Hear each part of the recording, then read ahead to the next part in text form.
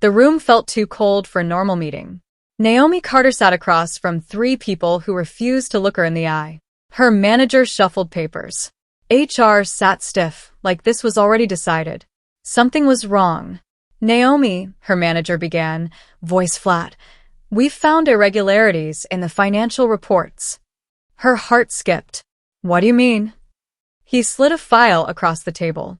Numbers. Transactions. Her name attached to all of them. This shows unauthorized transfers, HR added. Funds missing. Naomi stared at the pages. Her work, but not her actions. This isn't possible, she said quickly. I didn't do this. But no one listened. We've completed our review, her manager said. You're being terminated effective immediately. Just like that. No warning. No chance to defend herself. Two security officers appeared at the door. Naomi felt her chest tighten. You think I stole from the company? Silence. That was her answer. She was escorted out like a criminal. Eyes followed her. Whispers spread fast. By the time she reached the parking lot, her hands were shaking. Her phone buzzed. Ethan calling. Her husband. For a second, relief filled her chest. At least she still had him. She answered, voice breaking. Ethan, something terrible just happened. There was a pause on the other end. Then he said something that made her blood run cold. Naomi, we need to talk. My name is Naomi Carter. I'm 32 years old. And by the time I walked into my house that evening, my life was already falling apart. Ethan was sitting on the couch when I entered. He didn't stand, didn't smile, didn't even look surprised to see me early. That was the first sign. I got fired, I said, dropping my bag. They're accusing me of fraud. Ethan, I didn't do it. He nodded slowly. Too slowly. I know, he said. Relief rushed through me. Then you believe me? Another pause. I know because I helped make it happen. The words didn't make sense at first. What? Then I heard a soft movement behind me. I turned, and everything inside me broke. My younger sister, Lily, stepped out from the hallway. She was wearing one of my shirts, standing in my house, looking at my husband like she belonged there. No, I whispered. Ethan stood up now. Calm, cold. It wasn't working anymore, Naomi, he said. You were always busy, always in control. Lily crossed her arms. You never noticed anything. I felt my knees weaken. You did this to me? I asked. Both of you. Neither of them answered. They didn't need to. I don't remember leaving the house. I just remember driving. My vision blurred, my chest tight, my thoughts loud and broken. There was only one place left to go. My parents' house. If anyone would listen, it had to be them. I walked in without knocking. My mother looked up from the kitchen. My father sat at the table. They both froze when they saw me. Naomi, my mother said. Why are you here? I swallowed hard. I need your help. I told them everything. The job. The accusation. Ethan. Lily. Each word felt heavier than the last. When I finished, the room was silent. My father leaned back in his chair, sighing. This is a serious accusation, he said. I know. I cried. That's why I'm here. You have to believe me. My mother looked down at her hands. Lily called earlier, she said quietly. My stomach dropped. She told us you were unstable, my father added. That you were making things up. I stared at them. You don't believe me? No answer. That was enough. You chose her? I whispered. My mother's voice was soft. She sounded scared, Naomi. I let out a broken laugh. I am scared, but it didn't matter. By the time I stepped out of that house, night had fallen. No job. No husband. No family. I stood alone in the dark, shaking. Then something inside me changed. They took everything from me. Now I was going to take everything from them. I didn't go back home. Not that it was mine anymore. I sat in my car outside a closed grocery store, the engine off, the world quiet around me. My phone kept lighting up. Calls. Messages. Ethan. Lily. Even my mother. I ignored all of them. Hours passed. I didn't cry at first. I just stared at nothing, replaying every moment, every smile, Every lie I didn't see. Then it hit me all at once. The job. The betrayal. My family choosing her. I broke. Tears came hard and fast. My hands shook so badly, I had to grip the steering wheel just to stay still. How did I miss it? I whispered. But deep down I already knew. I trusted them. That was my mistake. Around midnight, my phone buzzed again. This time it wasn't a call. It was a notification. Bank alert. Unusual login attempt detected. I froze. That account was private. Only 2 people had access. Me and Ethan. The tears stopped instantly. Something cold replaced them. I opened the app, heart racing. Recent activity loaded slowly. Then I saw it. Money had been moved. Not stolen. Redirected. My breathing slowed. This wasn't just betrayal. This was planned. And suddenly, I wasn't broken anymore. I was awake. I got a cheap motel room before sunrise. I needed a door I could lock. A space that was mine, even if it was temporary. The room smelled old, but I didn't care. I sat on the edge of the bed with my laptop open, staring at my bank records. Every transaction told a story. And I was finally reading it the right way. Small transfers. Spread out. Easy to miss. But I don't miss details. Not anymore. Ethan, I muttered. He had access to my system. Not full control, but enough. Enough to move things quietly. Enough to frame me. But he wasn't smart enough to do this alone. That's when Lily's face crossed my mind. She always watched me work. Asked questions. Acted curious. I thought she admired me. I was wrong. She was learning me. I dug deeper. Then I found it. A hidden account connected through a chain of transfers. Not in my name. But I recognized the pattern. I leaned back slowly. This is bigger than me, I whispered. They didn't just want me gone. They needed me gone. I opened a new document and started writing everything down. Every detail. Every name. If they thought I was finished, they had no idea what they just started. By morning I had a plan. Not a full one, but enough to begin. Step 1 was simple. Disappear. I turned off my main phone and removed the SIM card. Too easy to track. Too easy for Ethan to reach me. I needed silence. Control. I bought a cheap prepaid phone from a small shop and paid in cash. No name. No record. Then I went back to the motel. No messages. No distractions. Just work. I logged into my old company system using a backup access point I had created months ago. Something no one knew about. At least, I thought no one knew. The dashboard loaded. Everything looked normal on the surface. But I knew where to look. Hidden reports. Deleted logs. Adjusted timestamps. Someone had been cleaning their tracks. Sloppy work. I copied everything I could onto an external drive. Proof. Real proof. Not the kind they used against me. The kind that destroys people. As I worked, I noticed something else. Recent logins. Ethan's name popped up. Then another. Lily. My jaw tightened. They weren't just part of this. They were still in it. Still moving money. Still playing the game. I closed the laptop slowly. A calm feeling settled in my chest. They thought I was gone. Good. Because the best way to win is when your enemies think you've already lost. By noon, I made my first move. Not loud. Not obvious. Just enough to start the fall. I created an anonymous email and sent a message to my company's internal audit team. No emotions. No accusations.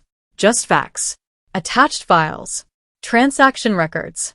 Login times. Names. I didn't mention myself. I didn't need to. The truth would speak on its own. Then I hit send. For a moment, I just stared at the screen. That one message could destroy everything they built. But I wasn't done. Not even close. I opened another file and began tracing more connections. The deeper I looked, the worse it got. Fake vendors. Hidden accounts. Money moving in circles. This wasn't just about framing me anymore. This was a full system of fraud. And Ethan and Lily were right in the middle of it. I leaned back, calm and focused. They didn't just betray me. They made me the perfect witness. And now, I was going to make sure the world saw exactly who they were. 2 days passed. No calls. No messages. I stayed invisible. But behind the scenes, things were shifting. I logged into a public company forum using a fake account. Employees were already talking. Has anyone noticed the audit team pulling old records? Something's going on in finance. Management looks nervous. I smiled slightly. Good. That meant my message was working. Pressure was building. I checked the system again. More restricted access. More locked files. They were trying to contain it. Too late. Then I saw something interesting. Ethan's login activity had increased. Panic. He was trying to fix things. Cover tracks. But panic makes people careless. I opened one of the logs he recently touched. And there it was. A mistake. A transfer that didn't match the pattern. A gap in the timeline. Proof that something had been changed after the fact. I saved it immediately. That's it, I whispered. One mistake is all it takes. And Ethan just gave me exactly what I needed. I parked across the street from my old house. Night had fallen again. The lights were on inside. I hadn't planned to come here, but I needed to see them. Not to talk. Just to understand. Through the window, I saw movement. Ethan pacing. Lily sitting on the couch, arms crossed. They didn't look happy. They looked stressed. Good. I stayed in the shadows, watching. Ethan ran his hands through his hair, shouting something I couldn't hear. Lily stood up, arguing back. The perfect little team starting to crack. I felt nothing. No sadness. No anger. Just clarity. They weren't strong. They were desperate. And desperate people make mistakes. My phone buzzed. Unknown number. I hesitated, then answered. Naomi, a voice said. I froze. It was my old coworker, Daniel. How did you get this number? I asked. I've been trying to reach you, he said quickly. Something's wrong at the company. I almost laughed. You have no idea, I replied. There was a pause. Naomi, they're saying you might not be guilty. I looked back at the house. Ethan and Lily still arguing. Then I smiled faintly. Of course I'm not, I said. And soon everyone else will know it too. I met Daniel the next morning. Public place. Busy cafe. Safe. He looked nervous when he saw me. Like, he wasn't sure what to believe anymore. You don't look like someone who stole millions, he said. I almost smiled. I didn't. He nodded quickly. I believe you. That caught me off guard. Why? I asked. Because things aren't adding up, he said. Audits are digging into accounts you never even touched. Good. That meant the truth was spreading. I need access, I told him. He hesitated. Naom? Not for me, I said calmly. For the truth. He looked around, lowering his voice. If I help you, I could lose my job. I leaned forward slightly. If you don't help, you might lose it anyway. Silence. Then he nodded.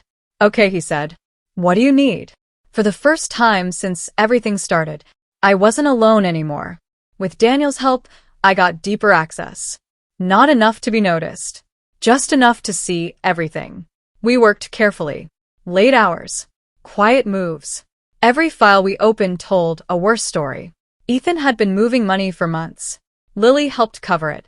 And the company? They ignored the signs. Until they needed someone to blame. Me. But now the system was turning. More audits. More questions. I sent another anonymous tip. This time to upper management. Short. Direct. Look at the internal access logs from the last 6 months. That was it. I didn't need more. Because once they looked, they would see everything. Daniel leaned back in his chair. This is going to explode, he said. I nodded slowly. Yes. And this time, I wasn't the one going down. 3 days later, it started. Not inside the company. Outside. A small online article. Financial irregularities under investigation at major firm. No names yet. But that didn't matter. It was out. Public. Uncontrollable. I read every word carefully. Then I checked the internal system. Chaos. Emergency meetings. Locked files. Executive alerts. They were panicking. I checked Ethan's activity. Non-stop logins. Late hours. Desperation. Then Daniel sent me a message. They're reviewing Ethan directly. I smiled. Finally, the spotlight was shifting. I leaned back, closing my eyes for a moment. This was just the beginning, because once the truth starts moving, nothing can stop it. My phone stayed quiet for days. No calls, no messages, until one night it finally rang. My mother. I stared at the screen, then answered. Naomi, she said softly. I didn't respond. We saw something online, she continued. About your company. I let out a slow breath. And? I asked. There was hesitation. We just wanted to check on you. I almost laughed. Now they cared. I'm fine, I said calmly. Another pause. Lily says it's all lies. My father's voice came in. Of course she did. It's not, I replied. Silence again. Heavy this time. We don't know what to believe, my mother said. I looked out the window. You already made your choice, I said quietly. Then I ended the call. No anger. No sadness. Just distance. They didn't stand with me when I fell. They don't get to stand with me when I rise. The company was falling apart faster now. More articles. More questions. More pressure. Inside, it was worse. Daniel kept me updated. People are getting called in one by one, he said. Good, I replied. Then came the message I was waiting for. Ethan's been suspended. I closed my eyes slowly. There it was. The beginning of his end.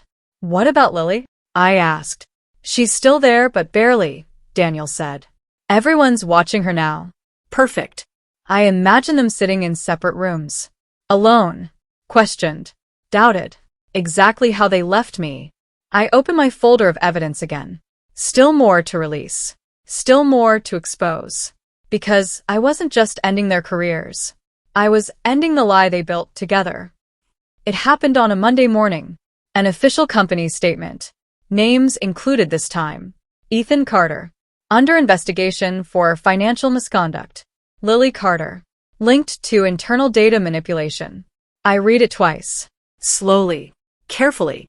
Then I set my phone down. No reaction. Just quiet satisfaction. This wasn't the end. But it was the moment everything changed. Their names were no longer hidden. Their actions no longer secret. The world was starting to see them the way I did.